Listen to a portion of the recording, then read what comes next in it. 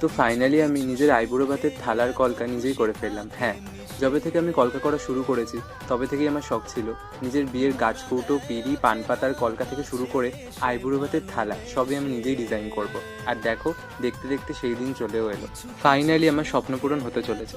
হাতে গুনে আর 1 মাসও বাকি নেই, তাই বেশি দেরি না করে নিয়ে বসে পড়েছিলাম মাটির থালাটা কলকা দিয়ে সাজিয়ে তোলার জন্য।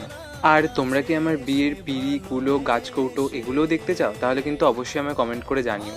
মোটামুটি পুরো থালা, বাটি, গ্লাস আমি সব কিছু একটু পদ্ম মোটিভের মধ্যে রাখার চেষ্টা করেছি। আর তার সাথে কিছুটা ছিল আম মোটিভ, আর বেশিরভাগটাই ছিল কলকা। আর যেহেতু আমার লাল কালার সেরম একটা পছন্দ না, তাই আমি এটাকে একটু মেরুন কালারের মধ্যে রাখার চেষ্টা করেছি। তোমরা কমেন্টে আমি নিশ্চয়ই জানিও আমার আইবুড়ো ভাতের থালাটা তোমাদের কেমন লাগে। দিন ও কাছে এলো।